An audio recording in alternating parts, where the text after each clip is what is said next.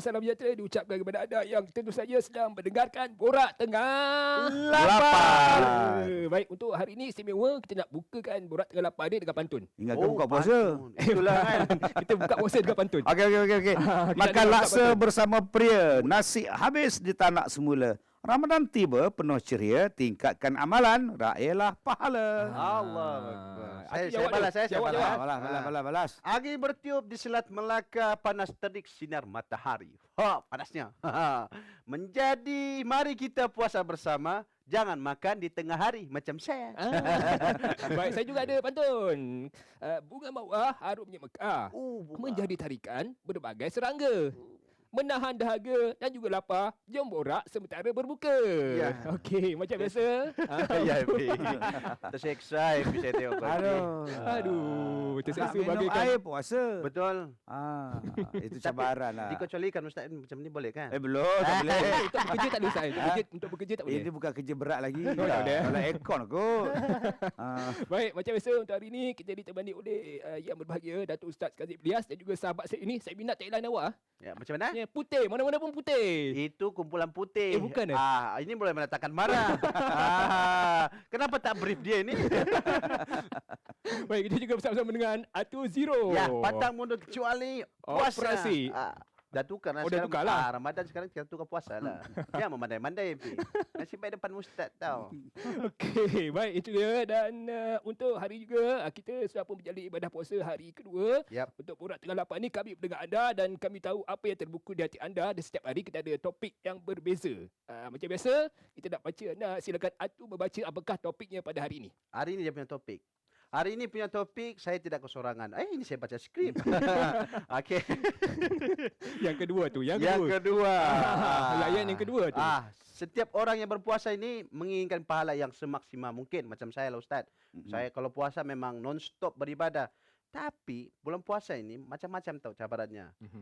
Kiranya waktu-waktu petang macam ini. Kalau macam kita balik, pergi drive, Ya. jam, mesti maki memang confirm. Aduh. Lepas tu mengumpat. Lagi satu, kadang-kadang ini bila kita sudah, orang cakap dah penat nak mengaji pun satu hal, nak solat lagi satu hal. Ya. Alasan dia puasa. Ya. Jadi dia punya soalan di sini, saya nak tanya Ustaz. Situasi dia sekarang ini, kalau macam sekarang ni Ustaz, bulan puasa kita tahu, setan semua sudah kena ikat, apa semua. Jadi itu memang daripada diri kita sendiri kah atau Nafsu kita sendiri. Nafsu sendiri. sendiri. Okey, memanglah kita kena faham puasa tu. Ya ayyuhallazina amanu kutiba alaikumusiyam kama kutiba alal ladzina min qablikum la'allakum tattaqun. Puasa tu apa? Siam. Bahasa Arabnya siam lah. Sauma. Kan sauma. Kita sebut dalam ayat Quran ni siam. Bukan yang selatan Thai tu lain. Ini siam. Sebut betul-betul siam. Okey. Puasa ialah menahan diri daripada melakukan sesuatu yang membatalkan puasa, yang merosakkan puasa kita ni, bermula daripada terbitnya fajar shadiq sehinggalah tenggelamnya matahari. Itu makna puasa. Jadi bila sebut puasa bukan setakat menahan makan, minum saja dan melakukan perkara yang membatalkan puasa saja. Termasuklah puasa tadi kena kontrol. Kontrol nafsu marah, kontrol nak makan, kontrol nak tidur. Semua benda dikawal. Seolah-olah dalam bulan Ramadan ini adalah bulan latihan. Pusat latihan nak jadi orang baik. Kalau selama ni banyak bercakap, diam. Sebab tu DJ, diam. Kan? Senyap oleh dia. DJ janganlah diam pula kan. Apa yang pula KLF ni diam. Ustaz Kazim cakap diam. Bukan. Maksud diam ialah diam daripada bercakap benda yang tak ada faedah. Diam daripada bercakap benda yang dosa. Itu makna diam. Tapi kalau benda baik macam kita ni kan, silakan. Asal benda yang bermanfaat untuk kita. Walaupun tengah lapar. Borak-borak kita bukan borak saja-saja. Borak yang ada isi. Tak apa. Bukan isi perut. Bukan isi perut. Baik, untuk hari ini sebenarnya kita bercerita mengenai Al-Kisah Cabaran Berpuasa. Okey, dan kita dah tahu syaitan dan juga iblis ni dirantai. Tetapi yang tinggal hanyalah nafsu kita. Tapi kita juga nak tahu Ustaz, antara godaan-godaan syaitan yang masih terlekat pada kita ni Ustaz. Baik, ada kalau Atu boleh ingat balik, recap balik. Ada tak pernah melihat orang histeria di dalam bulan Ramadan? Pernah jumpa? Ada. Habis tu kata bulan Ramadan syaitan dirantai. Hari tu mana datang histeria datang tu ni? pula. Nampak benar nipunya. Bawa tenang akak-akak. Sebenarnya dalam mazhab kita Imam Syafi'i mengatakan bahawa yang dirantai itu ialah siapa? Syaitan yang besar. Syaitan yang jahat-jahat, yang general, yang brigadier general. Bila sebut syaitan yang jahat. Dah 2 kali. Ada 2 kali. Tetapi yang kecil-kecil, yang baik-baik, yang macam jin Islam misalnya, dia tak dirantai sebab dia juga untuk beribadat, berpuasa. Ataupun syaitan yang prebet-prebet, yang rendah-rendah ada lagi. Ada lagi. Sebab itu ada benda yang kita jumpa dalam bulan Ramadan, benda aku nampak apa tadi macam lembaga je. Lembaga hasil ke? Mungkin. Mungkin. Lembaga hasil mungkin. Time tak puasa pun dia kejar. Kan? Saya seronok tengok alamat ada yang berbahagia, yang bahagia, yang berhormat lagi tu. Tapi buka surat Allah ni bulan puasa ni tuan. Sebab itu kadang-kadang lembaga kita nampak kata bulan puasa dirantai. Apa pasal nampak benda tu? Sebab kadang-kadang yang kita nampak itu ialah jin. Yang merasuk dia ialah jin. Itu kena faham. Jin Islam pun boleh merasuk kita, Ustaz? Boleh. Boleh, bukan kata jin Islam tu saya tengok. Bukan dia merasuk, kadang-kadang kita terkejut. Kita lemah semangat. Opah, tanya opah. Tu pingsan terus dia. Makna dia sebab dia terkejut. Bukan sebab benda tu histeria. Ya, saya kalau jumpa orang histeria, apa saya buat? Saya pegang, saya tengok dia. Telefon hospital gila, hospital bahagia. Macam ni kes ni masuk hospital bahagia je. Terus sedar. Allahu Akbar. Terus sedar terus. Jadi itulah rahsia petua bagaimana berhadapan dengan orang yang histeria. Cakap je. Sakit macam ni tak ada ubat. Dia kena masuk hospital bahagia je. Duduk sana insya-Allah lega lah. Terus sihat hamba Allah tu. Dia permainan minda je lah. Itu je cara dia. Terus dia Mudah sihat, je. tanya kiblat Sekarang bila syaitan dah dirantai, kalau kita tak boleh mengawal nafsu kita, kitalah yang gagal. Allah. Jangan duk salahkan setan lagi dah. Salahkan diri Salahkan sendiri. diri sendiri. Ya selalu macam gitulah. Kalau macam Ustaz, kadang kita puasa, benda kadang-kadang ialah kita syaitan mengasukkan. Kadang-kadang kita buat benda tu sendiri, macam contoh macam korek telinga ke apakah, lepas tu nak pergi rasa ke, itu Allah alam. Rasa ni. Tak ada. Kadang-kadang ialah benda-benda yang kadang-kadang kita tengok telefon, benda-benda mengumpat benda-benda. dekat grup. Ya, kalau boleh kita dah tahu dah WhatsApp tu WhatsApp mengumpat. Mengumpat apa hari ini, tak payah buka. Kalau kita ada Facebook, tajuk pun mengumpat apa hari ini, buat apa kita buka. Baik kita cari benda yang pahala. Kalau kita dah tahu benda tu benda tak elok, kita sendiri boleh kontrol nafsu kita. Aku tak nak baca.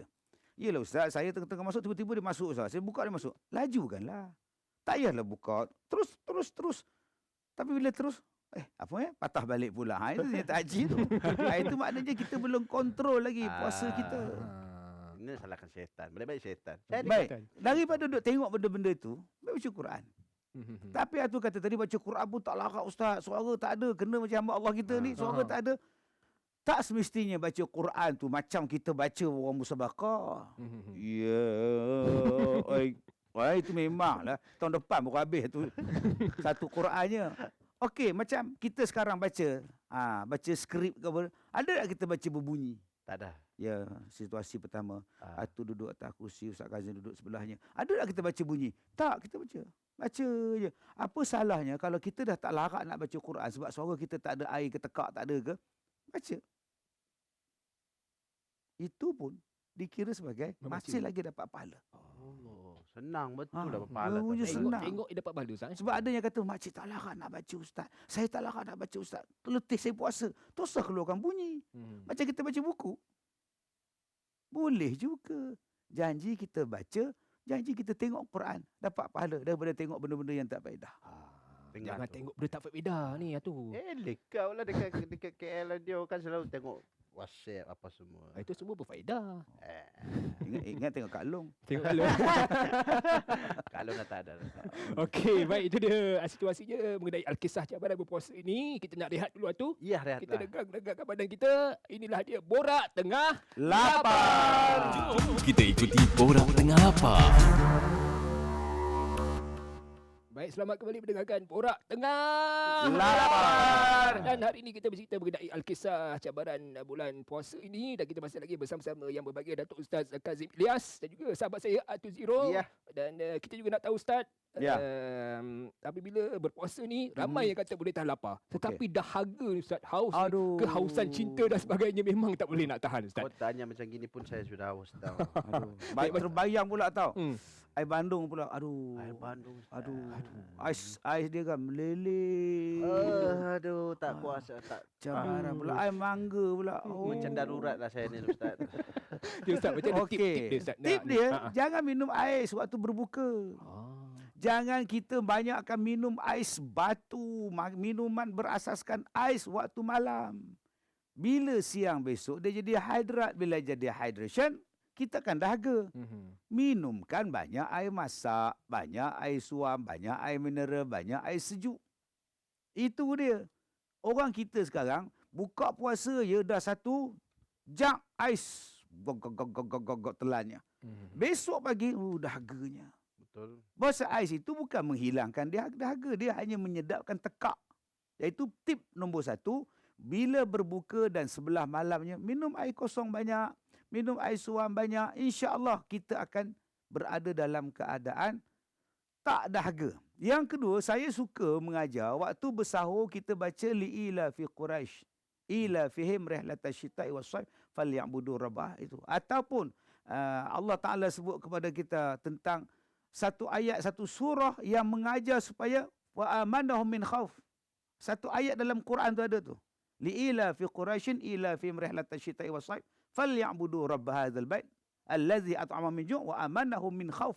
Itu satu ayat yang kena amalkan selalu supaya kita tak dahaga dan tak lapar. Saya daripada kecil saya amalkan ayat tu, insya-Allah. InsyaAllah. Tak ada lapar, tak ada dahaga. Dia Waktu kurangkan air siang. manis. Kurang Kalau air time manis. berbuka ke bersahur ni tak setiap bulan, satu bulan tu air manis.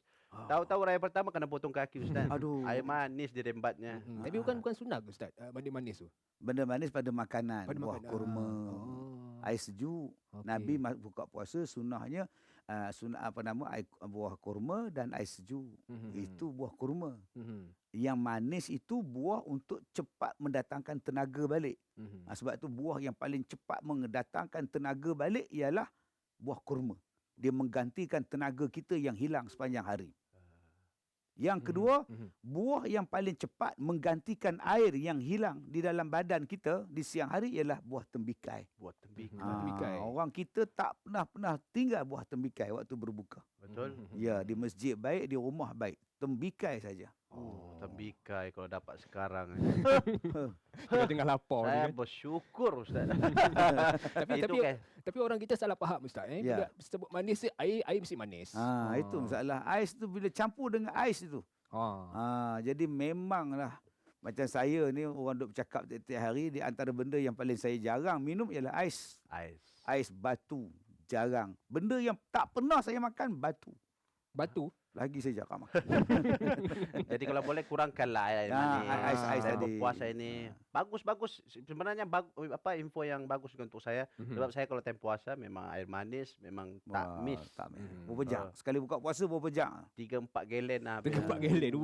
Belum bersambung moral lagi. Okey, Penuh itu kita tangki tu. simbang pasal air lah Ustaz. Air manis apa semua ini. Tapi kadang-kadang kalau kita tengok TV, kita faham. Ya. TV kan sekarang kan siarannya kan banyak-banyak perempuan yang tak tutup aurat.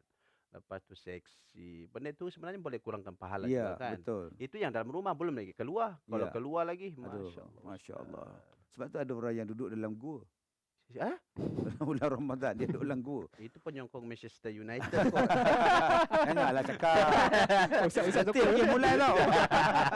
Bangun kia mulai tengok Azmin. Kalau aku tak bangun pun tak apa kan. Yang mana faham, tak faham tu dah. Maksud dalam gua tu maknanya dia berkhaluah. Maknanya dia tak campur. Bulan Ramadan dia tak campur dengan ramai orang. Dia tak tengok benda apa semua. Maknanya dia betul-betul dia je buat ibadat. Dia Cara-cara nak bersunyi-sunyian untuk dia dengan Tuhan. menghadapi dia begitulah. Bukan maksud saya duduk dalam gua tu pergi gua Santubong ke, Tak. gua Niah ke, gua Tempurung. Bukan. Dia sendiri duduk dalam gua, dalam rumah dia ke di mana-mana. Aku tak campur. Ini yang kata orang yang betul-betul. Sebab tu puasa ni ada puasa jenis orang awam, ada puasa khusus, ada puasa khususul khusus. Yang puasa awam itulah macam kita lah. Macam tak puasa je. Betul. Makan dan minum je yang tahan. Ya, lain belasah. Tapi ada orang yang puasa sangat-sangat istimewa. Al-Quran dia boleh khatam 3 hari, 1 hari habis 30 juzuk. Allah. Pasal apa? Pasal dia tumpu-tumpu Al-Quran betul-betul. Ini setengah orang dia buat Ramadan dia betul-betul. Memang tak nampak dia di mana-mana pun melainkan masjid. Dia datang sembahyang. Kemudian tak jumpa dah. Sebab waktu itu dia berkhaluh. Dia duduk buat ibadat saja. Jadi kita tak boleh nampak lah benda-benda yang seksi-seksi yang mencocok mata ni. Baik-baik, lepas ni saya akan cari gua. Okey Ustaz, itu kita mengenai TV. Ini pasal media sosial ni Ustaz. Ya. Ada Facebook lah, Twitter lah, ada macam-macam. Adakah kewujudan media sosial ni menambahkan pahala kita pada bulan puasa ataupun mengurangkan pahala kita Ustaz? Dia bergantung pada kita. Di sebelah tangan kita madu, sebelah kiri kita racun. Engkau nak minum yang mana? Tapi kalau kita ambil racun, salah kita lah. Serupalah dengan media sosial pun. Benda baik pun ada dekat dia. Benda tak elok pun ada pada dia. Yang kita tengok benda tak elok tu buat apa? Betul. Kita ada pemikiran kita. Kita ada iman kita. Saya pun aktif dalam media sosial. Facebook saya aktif, TikTok, TokTik semua saya aktif. Oh, saya ada TikTok. Ada, TokTik pun ada. Jadi Saya buat TikTok macam tu. Yang sikit-sikit lah Ustaz. Sikit-sikit. nanti saya cek kejap lagi TikTok Ustaz. Nah, Betul ke boleh. buat macam ni saja? Kelebih-lebih. Jadi kalau boleh saya bulan puasa ni memang saya akan stop lah. Internet ni mungkin saya akan block. Ya. Macam Ustaz cakap lah, saya akan pergi cari gua. Jadi saya memang kalau boleh saya tak nak puasa orang awam lah. Yang paling atas. Paling atas, Khusus. Tapi kalau waktu tutup internet macam mana nak panggil job untuk awak? Tak apa. Lepas Simpanan saya sekarang pun tak simpanan boleh makan. Yang ada sekarang pun untuk 10 tahun. Oh, sudah lagi. Baik, itu dia cabaran-cabaran bulan puasa yang telah pun kita bincangkan untuk waktu ini. Kita nak rehat dulu, kita kembali menerusi Borak Tengah Lapar. Sekali kau tanya lagi mengamuk dah ni. Borak tengah apa? Mengamuk. Jom kita ikuti Borak Tengah Lapar. Baik, Borak Tengah Lapar masih lagi bersama-sama saya Epi Syafiq, juga Atu dan juga yang berbahagia Datuk Ustaz Kazim Ilyas. Kita berbicara mengenai Al-Kisah bulan Ramadan, cabaran-cabaran yang dihadapi semasa bulan Ramadan. Dan kita juga nak tahu Ustaz, bila bulan Ramadan ni susah nak kawal marah. Aduh, dah lapar. Dah lapar. Tadi saya tanya Atu pukul apa pun, Atu marah saya. Mana ada saya marah? Tak ada Kau jangan tuduh. Bila kau tuduh saya marah dah ni. Atu awak marah tu? Saya marah. Jangan menimbulkan kemarahan. Jadi Ustaz, macam mana nak kawal marah kita masa pada bulan Ramadan Ustaz? Jangan marahlah. Oh. La taghdab. Nabi ditanya, "Ya Rasulullah, berikanlah aku satu wasiatmu yang mudah dan aku senang amalkan." La taghdab. Pendek pula. Panjangkan lagi, "Ya Rasulullah." La taghdab. Pendeknya, la taghdab. Nabi ulang sampai 3 kali. La taghdab. Jangan marah. Petang ni kita dapat satu pun cukup. La taghdab. La taghdab. Apa tu? Jangan marah. Jangan marah. Bila dengar je Atu nak marah, la taghdab. La taghdab. Selesai masalah. Apa benda pun jumpa hari ni, la taghdab. Kalau orang marah kita apa? Aku puasa. Inni shaim. Aku berpuasa. Akhirnya kita tak marah. Bila kita nak marah orang, aku berpuasa. Kita tak marah orang. Jangan bila kita nak marah, ini menaikkan kemarahan aku. Bila dah selak lengan baju, mulalah. Tapi boleh jangan Ustaz kalau cakap la taghdab. La taghdab. Kadang-kadang tak bangun sahur pun boleh marah. Betul? Marah isteri. Tengok muka isteri. Apa abang tengok-tengok ni? Kenapa tak bangun? Tak sedar lah abang. Habis tu tak kunci jam. Kunci bang. Abang kunci saya balik. Pasal tak sahur pun nak marah. Aduh, relax. Bukannya mati pun tak sahur. Ada orang yang tak puasa sebab tak sahur. Tak puasa mat. Tak bangun sahur. Aku tak sedar langsung. Sahur bukan wajib. Yang wajibnya puasa. Bila kita buat sahur dapat sunat. Bukan maknanya mesti sahur baru puasa. Tak. Tapi kalau dah sahur lebih daripada syarat dia, dah 6.30 duduk sahur lagi, tu dah tak puasa. Dia kata saya tunggu azan. Selagi tak azan saya makanlah. 6.20 pun makan lagi. 2 orang lelaki bini duduk makan. Lama pula pagi ni abang kan rezeki kita. Makan. Itu bukannya puasa. Bukan sahur, tu dah mentah ke darah nama dia. Rupa-rupanya yang tengah makan tu Bilal. Jadi Ustaz macam kalau kita tahu puasa pula macam saya lah. Saya sendiri lah kalau puasa penat apa semua. Kuat tidur tu yang memang susah nak elak. Sikit-sikit tidur. Bangun dah tidur balik. Tidur akan dapat kebaikan kalau dapat mengelakkan daripada berbuat dosa. Oh, jadi niatlah dulu sebelum tidur. Daripada aku buat dosa, aku tidur lah. Bangun berbuka boleh macam tu. Tak boleh. Yang tu makruh pula. Tetapi kalau lepas subuh, tidur. Zuhur sekejap dia bangun sembahyang. Sambung balik sampai asar, tidur. Dia bangun pukul 6.45 petang. 6.45 petang dia bangun sembahyang asar. Buka puasa 7.20. Bila waktu berbuka tu dia cakap kat isteri dia, memang nak kiamat sekarang ni. Tak rasa langsung puasa. Memang tak rasa. Memang tak rasa. Kau tidur daripada subuh sepi sampai ke tengah petang. Jadi bila nak merasanya nikmat puasa? Jadi tidur yang bermanfaat ialah tidur yang mengelakkan daripada duk tengok benda haram. Baik aku tidur. Bukan langsung tak kerja, tak buat apa benda, aku tidur saja. Tak kena juga. Tapi hukumnya tetap puasanya sah. Kalau dia tidur daripada pagi sampai ke petang, puasa tetap sah. Tapi kalau dalam tidur tu saya tengah makan, Tak apa. Tak apa. tidur kan. Yang salahnya buat-buat tidur dan makan. Mengigau. Bobok mengigau. Abang minum milu abang. Abang ngigau. Baik Ustaz, itu cerita mengendai tidur. Ni Ya. cerita pasal bau mulut ni pula Ustaz. Macam mana kita ni nak hadapi yang berbau ni Ustaz? Ada face mask. Ada face mask? Pakai face mask je. Tahu pengsan tu bau lah tu. itu kat luar tak apa Ustaz, kat rumah. Ya, kita kena ingat bahawa orang yang berpuasa memanglah bau mulut. Yang tak bau mulut ni maknanya Something lah. tak puasa something tu. wrong somewhere kan. Sebab haba daripada perut kita yang kosong ni, dia akan keluar. Dan perut kita berbau sebab apa? Mulut kita berbau sebab apa? Sebab segala benda kita makan. Segala benda kita makan dikumpulkan dalam perut. Bayangkan perut memproses makanan macam mana? Dia mesti mengeluarkan bau. Dan bau itu datang apabila kita berpuasa. Maka Allah akan menggantikan mulut orang yang berbau dengan bau yang kasturi, lebih wangi daripada kasturi di hari kiamat. Dengar tu. ya. Bukan bau-bau ni. Ini begini, buangkan kita andai sendiri. Ini bau kasturi ke? Peliknya bau kasturi. Kadang-kadang orang buat macam tu lah. Jangan. Dan jangan buat khainat pada orang. Dia tengah tidur, kita buat kasturi. Itu cari penyakit namanya. ICU budak tu. Buat kan.